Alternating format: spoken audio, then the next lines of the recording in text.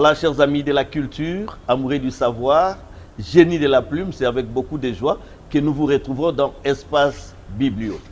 Espace Biblio, c'est la rencontre de l'écrivain, auteur, et c'est aussi l'espace consacré aux éditeurs, aux archivistes, aux bibliothécaires, aux documentalistes. Alors, aujourd'hui, nous allons tirer dans les rayons de la bibliothèque de l'Institut national des arts, dans son nouveau campus, un ouvrage qui va nous situer dans les temps et dans l'espace, surtout en ces moments particuliers de l'histoire de notre pays.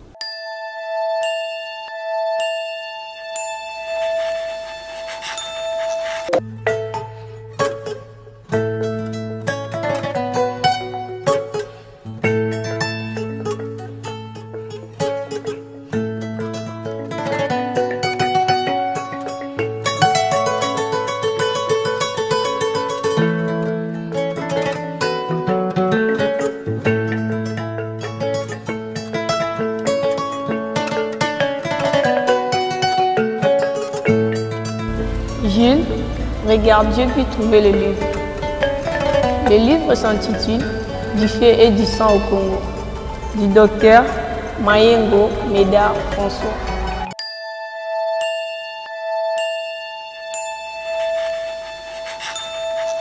Et voilà, comme nous le disions, cet ouvrage Du feu et du sang du docteur François Médard Mayengo est donc édité au Cameroun et édition Cyprès. Alors, cet ouvrage a été préfacé par le professeur Kamana de Rez Mémoire. Nous n'en parlons pas aujourd'hui, mais nous en parlerons, puisque parler de Kamana, c'est tout à fait autre chose. Docteur, c'est encore une fois que vous revenez dans Espace Biblio, votre ouvrage Du feu et du sang au Congo. Est-ce qu'on peut établir un parallélisme avec les réalités de notre pays sur le plan, dans les contextes actuels bien entendu, sur le plan historique, politique, pourquoi pas humanitaire? Est-ce qu'il y a-t-il un lien direct? Est-ce que votre ouvrage touche encore le cœur de la République démocratique du Congo au moment où il est en train de vivre les moments les plus tragiques de son histoire? Oui, bien sûr, cet ouvrage est adapté aux réalités historiques du moment parce que je me suis inspiré des réalités de guerre qui est à l'est du pays. Et j'ai été très ému de voir des images qui m'ont été présentées. Et l'émotion du poète a produit le livre que vous voyez. Donc le livre est adapté. Le feu et le sang symbolisent les atrocités de la guerre qu'il y a eu à l'est du Congo. Alors pourquoi j'écris? C'est pour sensibiliser le peuple, qu'il sache ce qui se passe dans son pays. Pour qui je l'écris? J'écris ça pour le peuple et pour tous les témoins, tous ceux qui assistent à ces atrocités, qu'ils en prennent connaissance, pour que nul n'ignore qu'un malheur nous est arrivé. Pourquoi faire? En fait, pour tirer des leçons de l'histoire, parce qu'on doit chercher à savoir pourquoi cette guerre nous a été imposée. Nous devons, au courant de cette émission, étudier ensemble quelles sont les raisons qui ont provoqué cette guerre. Mais c'est adapté à la situation actuelle de notre peuple. Docteur, du feu et du sang au Congo. Si nous essayons d'y rester par rapport au traçage, je peux dire, arbitraire des limites de notre pays et avec les stratégies actuelles, parce que n'oubliez pas que notre pays a tiré la sonnette d'alarme. Le Congolais a pleuré avec son cœur. Le Congolais a crié à qui voulait l'entendre. Il y a eu des indifférences, il y a eu même des sourdes oreilles. Et finalement, les efforts que nous pouvons dire une diplomatie agissante, en tout cas véhiculée par, il faut le dire tout haut, par Félix-Antoine Tshisekedi Tshilombo, le président actuel de la République démocratique du Congo, avec un élan patriotique et finalement amène les puissances à pouvoir maintenant faire attention à ce qui touche Congo dans son amour propre. J'aimerais vous entendre vous exprimer là-bas parce que vous pouvez en même temps révisiter, parce que vous avez écrit plusieurs autres ouvrages. Et nous aurons peut-être le temps d'écouter un autre son de cloche, mais si vous pouvez évoquer, tant mieux. Mais là, j'ai voulu quand même que vous puissiez aussi parler avec votre cœur, parce qu'en acceptant notre invitation, ça prouve suffisamment que, en tout cas, la mère patrie est en train de souffrir. Oui, il faut connaître les causes. Quelles sont les causes de cette guerre?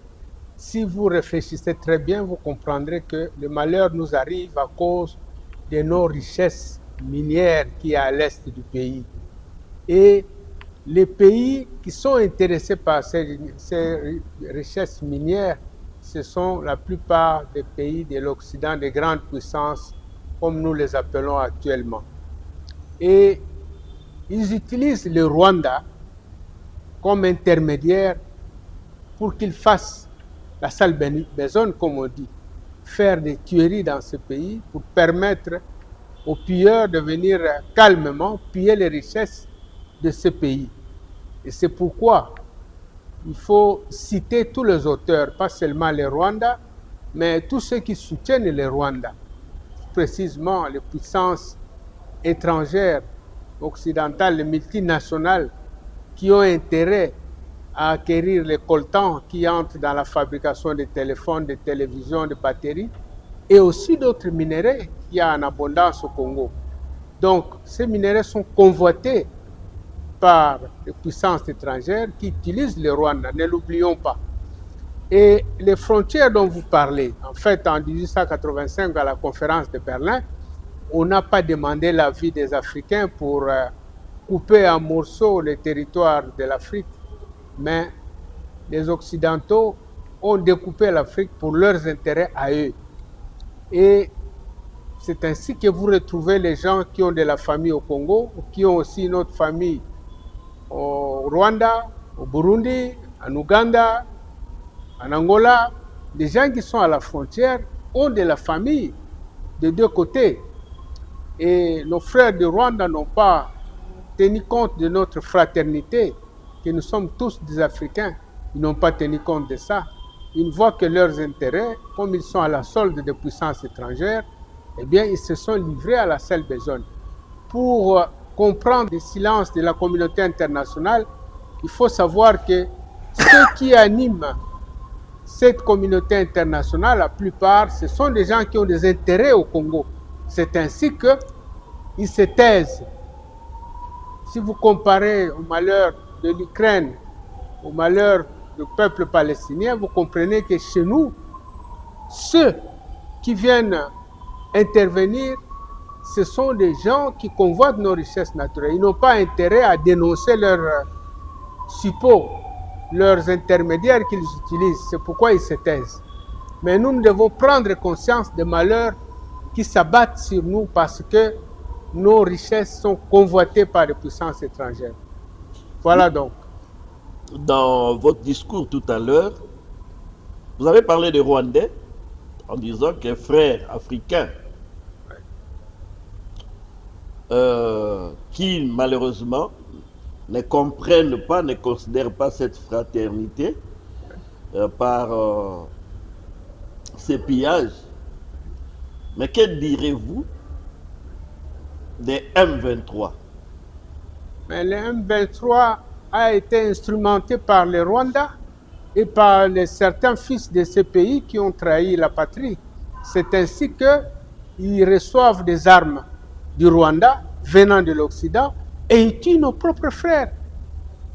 À Goma, on a compté par milliers de victimes. À Bukavu aussi, on a déploré la vie des gens qui ont été tués là-bas. Donc les gens de M23, ce sont des gens utilisés par les Rwandais et par certains fils de ces pays qui ont trahi la patrie. Voilà ce que je pense de M23. Bien, vous l'avez dit par rapport à ce soutien des Rwandais au M23 et comment il y a eu finalement ces résurgences en 2021. Mais le président Félix Tshisekedi, en tout cas, a oscillé entre alliance et confrontation avec les Rwandais. Comment analysez-vous sa stratégie politique et militaire face à cette crise? Ça, c'est une très bonne question. Vous devez savoir que quand vous n'avez pas une forte armée, vous êtes à la merci de l'agresseur. Si vous ne pouvez pas l'affronter de face, vous chercherez à négocier.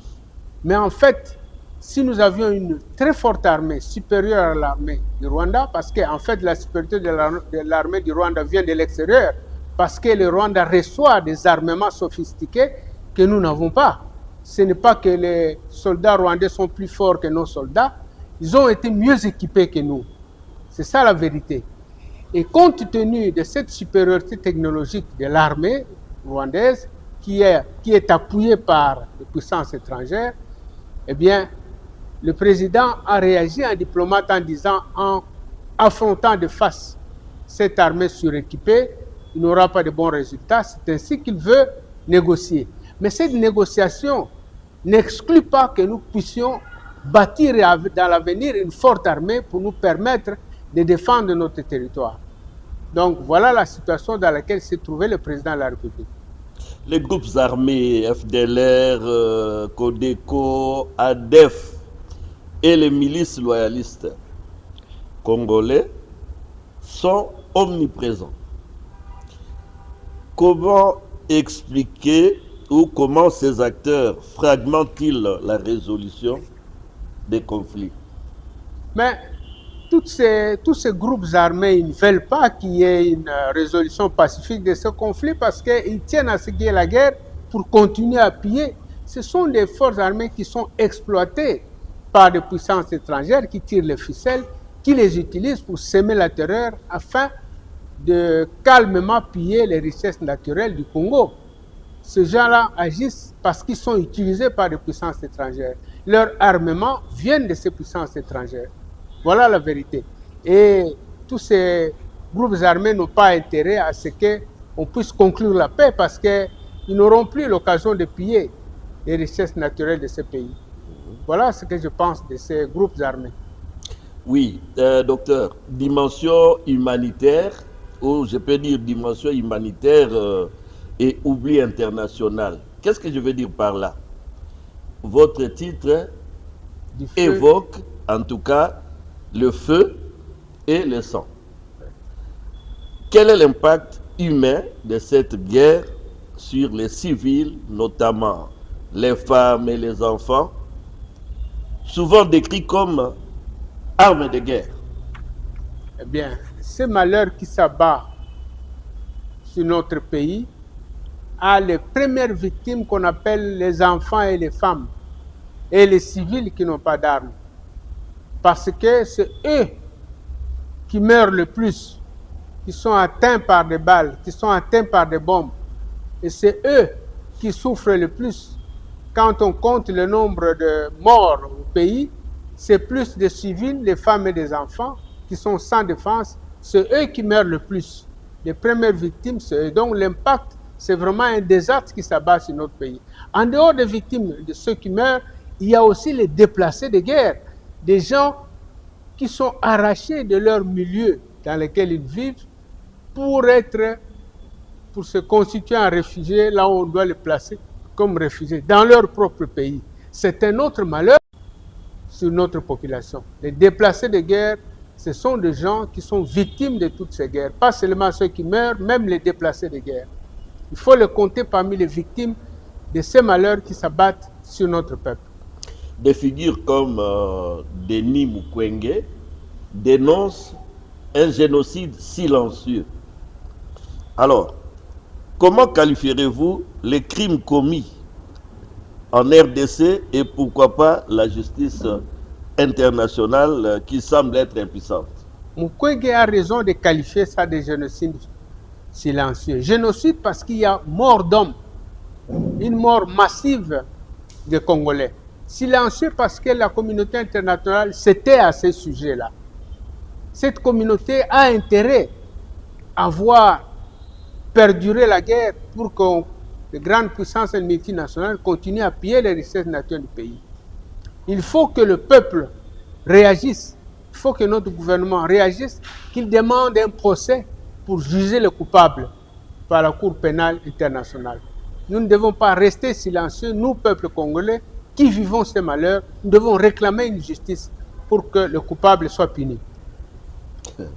Alors, parlons un peu. Les discours sur les conflits, aussi entre la guerre ethnique, ingérence rwandaise et échec de l'État congolais. Comment déconstruire ces récits, au fait simplistes, pour saisir la complexité de la crise? Mais les Congolais ne font pas une guerre ethnique. Nous défendons notre patrie. Nous ne défendons pas une tribu donnée. Nous défendons notre patrie qui est agressée de l'extérieur par notre voisin qui est le Rwanda. Les Rwandais ont eu un problème ethnique entre eux. Nous n'avons rien à faire là-dedans. Les guerres qu'il y a eu, les génocides qu'il y a eu entre les Tutsis et les Hutus, ce ne sont pas des Congolais qui ont provoqué ça. Si vous remontez à l'histoire, ce sont des Belges qui les ont opposés pour mieux, qui les ont divisés pour mieux régner. Et les Belges ont réussi leur coup parce qu'ils sont parvenus à créer des conflits entre les deux tribus et les deux ethnies. Quand, lors du massacre de 96, 97, 98, les Rwandais Hutus ont fui au Congo, les Tutsis les ont poursuivis ici. Ils ont exporté ces conflits du Rwanda au Congo en poursuivant les Hutus qu'ils voulaient massacrer parce qu'ils accusent les Hutus de génocide. Mais il reste à voir aussi si Kagame lui-même n'a pas été parmi les gens qui ont tiré sur l'avion d'Abermana. Ça, c'est une question qu'il faut trancher avec le temps par une autre émission. On pourra parler de ça. Mais notons que les Tutsis ont poursuivi les Hutus ici au Congo en vue de se venger contre les massacres que les Hutus ont opérés au Rwanda. Voilà comment le conflit du Rwanda est venu ici.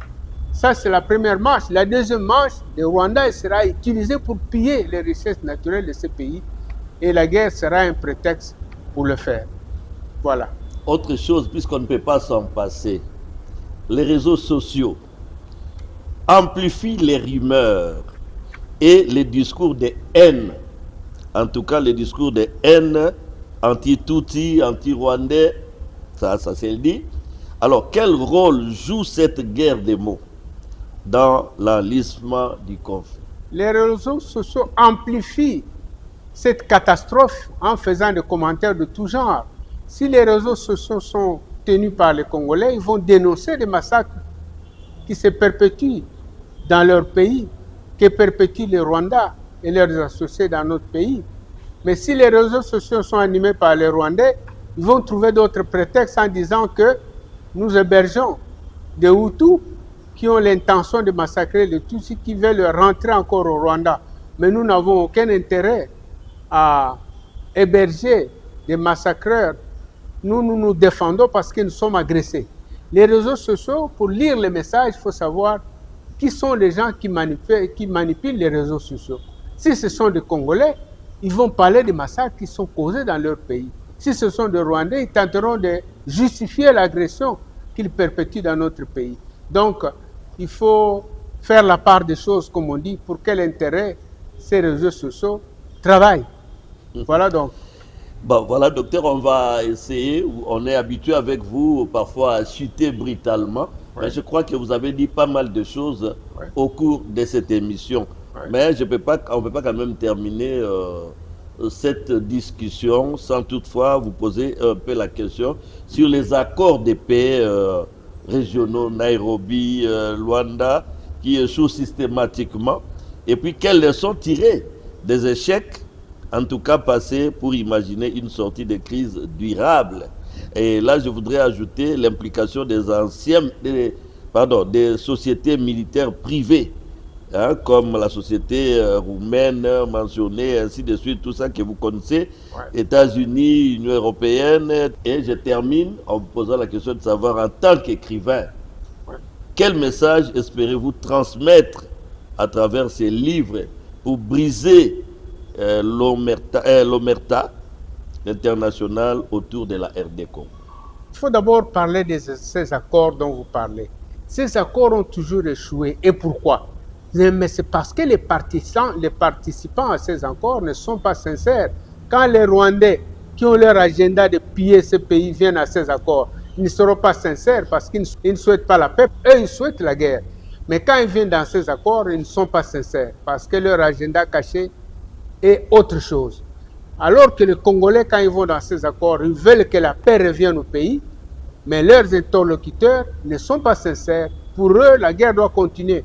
Même si dans les accords, ils disent que la guerre doit finir, eh bien, on remarque que la guerre les guerres reprennent parce qu'ils ne sont pas sincères. Ils dévoilent leurs vraies intentions plus tard quand ils rentrent après ces accords. Ils agressent de nouveau le Congo, ce qui montre qu'ils n'ont pas été sincères. Alors, qu'est-ce qu'il faut faire? Il faut rappeler au peuple congolais qui doit se prendre en charge. Il faut bâtir une forte armée pour que notre armée puisse défendre notre territoire. Parce que quand vous avez une forte armée, ceux qui doivent vous agresser vont avoir peur de vous agresser parce que la riposte peut être catastrophique. Alors, les leçons à tirer, nous devons fortifier notre armée. Et puis, il faut animer moralement le peuple pour susciter le patriotisme au sein de la population, pour que les jeunes gens s'enrôlent le plus possible dans l'armée et pour que notre gouvernement puisse avoir des équipements militaires qui conviennent pour faire une forte armée pour que nous puissions défendre le pays le mieux possible à l'avenir. Voilà, docteur, avant que vous disiez en 30 secondes votre dernier mot, voyons un peu de l'autre côté comment votre complice, le poète écrivain Olivier Sangui, apporte sa contribution et en même temps, il va sûrement ponctuer cela avec la déclamation de son poème. Et pour finir, le prince Mandra Kabea, en tout cas le patriote congolais qui est ancré dans l'éveil patriotique, va ponctuer la fin de cette émission. Suivons d'abord ces deux-là. C'est avec un bonheur inouï que j'ai accepté l'invitation de notre leader Jules Molasso qui a découvert notre complicité poétique et littéraire avec le docteur Mayengo Kulonda Nsi, l'auteur dont on parle aujourd'hui. De fait, avec lui, nous avions participé dans un livre en commun que les jeunes écrivains d'Iki vont publier aux éditions Mediapol en 2014, qui s'intitule « Les larmes ensanglantées au qui vous tenez ». Je vais vous lire l'extrait de mon texte de préface pour que vous compreniez cette complicité.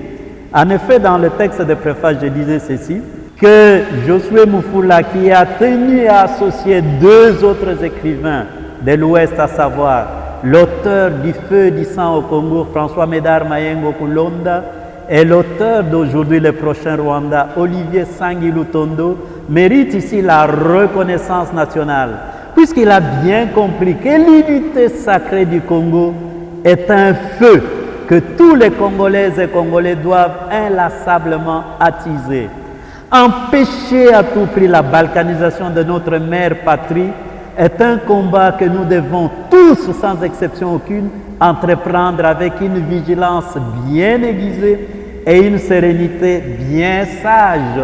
Alors, dans ce livre, justement, le docteur Mayengo avait écrit un poème qui s'intitule « Goma » et je lis « Des voix laquées cueillies par rien, cueillies pour rien, par des feux, dans les rues de Goma, que l'écho s'élève de la terre rouge du Kivu pour mourir dans les eaux placides du lac Kivu. » Et il conclut: des rives du lac aux montagnes à garde du pays de volcans, la marche d'un peuple entier parti jadis du Nil s'étend et s'entend toujours, sans jamais finir, aux cendres de Goma. Et mon poème Goma, mon amour, il y a un petit extrait qui dit ceci: ô Goma, belle femme de ma jeunesse immortelle, le divorce est un crime pour un vrai cœur noble. Et toi, tu répondras du fond du lac de tes larmes. L'unité du Congo, mon amour, l'unité du cœur de l'Afrique au Mont-Mari et les précieux dons légués par nos aïeux, nous devons les léguer à notre tour, tout brillant et plein de vie à notre postérité. Jamais nous ne les braderons, ni ne l'aliénerons.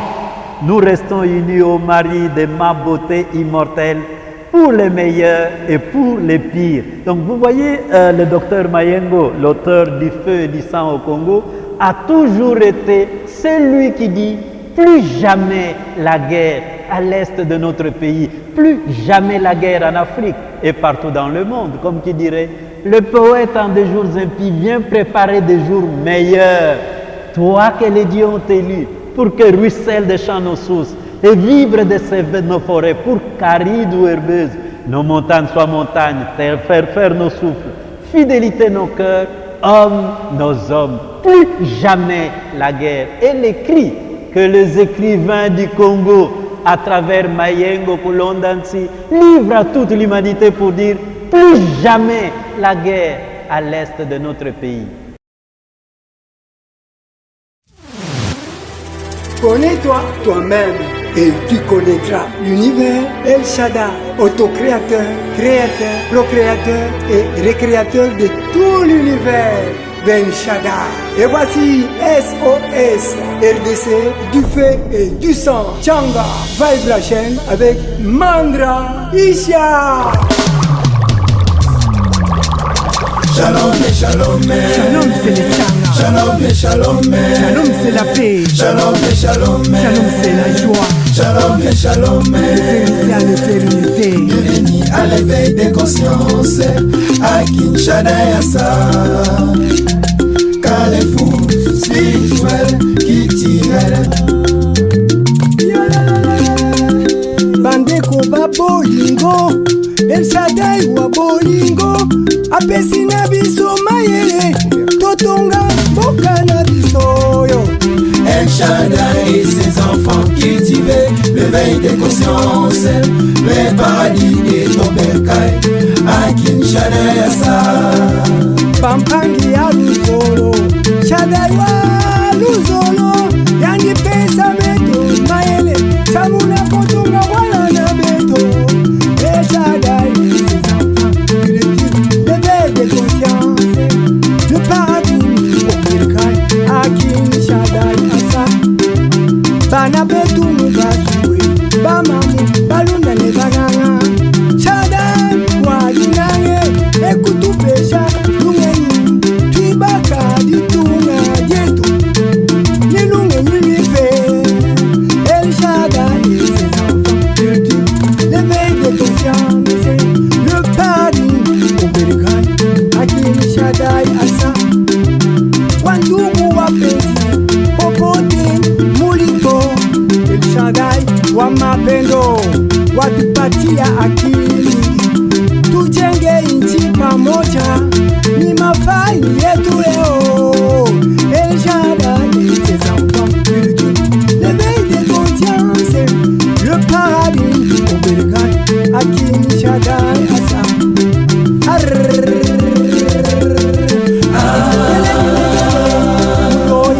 Leke la mutoye, Mutoyi kabi, leke la mutoye, silence we, silence absolument.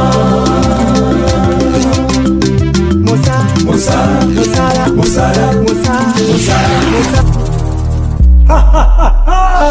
Bonjour mesdames, bonjour mesdemoiselles, bonjour messieurs, soyez les bienvenus au Parabon Tralola, le Parabon retrouvé, devenu l'enfer avec du feu et du sang. Le Parabon au Berkay est une histoire de Kolo Kolo Kala Kala, du temps de l'époque de Ashabantu, l'unique créateur de l'univers. Au commencement du commencement de toutes choses, Ashabantu, l'unique, avait créé son royaume, le paradis au Berkay, où les hommes, les anges, la nature tout entière vivait dans une extase extraordinaire, chantant, dansant, adorant l'unique autocréateur, créateur, procréateur de toutes choses, Ashabantu, l'incontournable.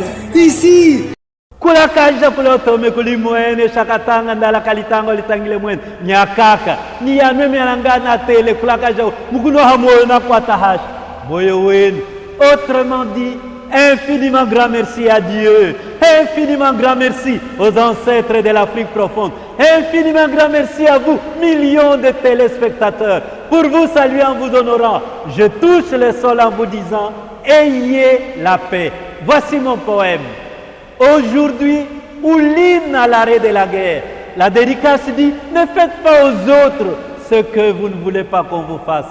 Aujourd'hui, et si demain, moi la guerre, moi la puissance atroce, moi les violeurs impitoyables de vie et de conscience, moi l'animal calculateur, moi l'animal électroatomique, moi le grognement personnifié des fauves, moi la bestialité de la mort, entrez chez vous sans frapper ni crier gare. Et si demain, moi qui ne suis ni amour ni pardon, moi qui ne suis ni faible ni humble, violez votre belle fillette sans peine, sans peur. Et si demain, moi la guerre, vous offrez un breuvage odieux, comme breuvage d'adieu, le lait de votre fille mélangé au sang de votre femme, vous maudiriez la rentabilité financière, vous maudiriez l'efficacité technique, vous mordriez ces monstres charmeurs, vous mordriez ces charlatans machiavéliques.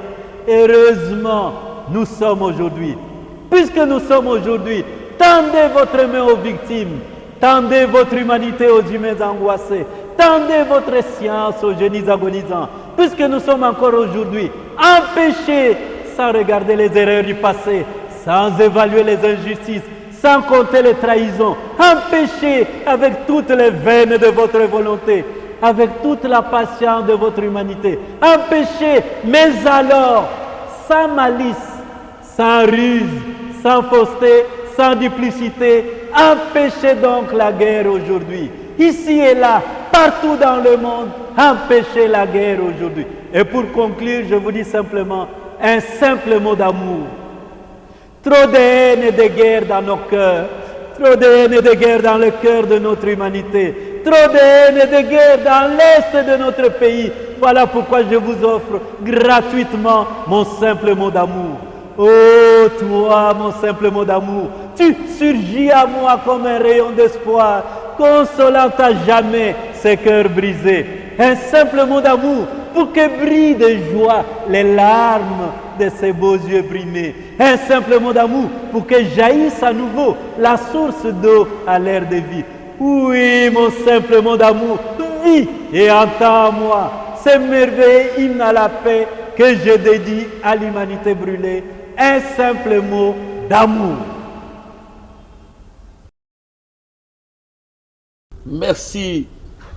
Prix Nobel de son échec, Olivier Sangui, le poète de tous les temps, écrivain, en tout cas incontestable, pour avoir apporté votre contribution, puisque vous avez parlé avec, vous avez écrit, je voulais dire, avec le docteur Mayengo, et vous avez publié ça et là, et en tout cas, comme on dit, le prix Nobel, pas toujours de...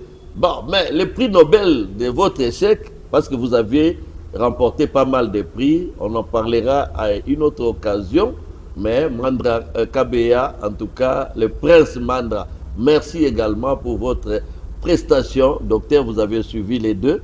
En tout cas, un commentaire et on va terminer.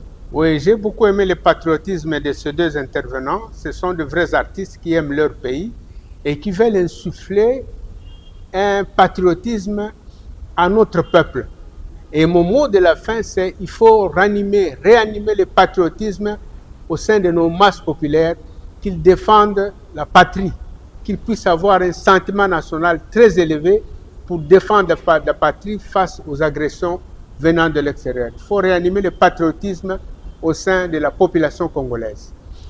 En tout cas, merci docteur d'être venu. Et moi, c'était tout un plaisir avec l'équipe qui nous a accompagnés ici au sein du nouveau campus de l'INA, plus particulièrement la bibliothèque.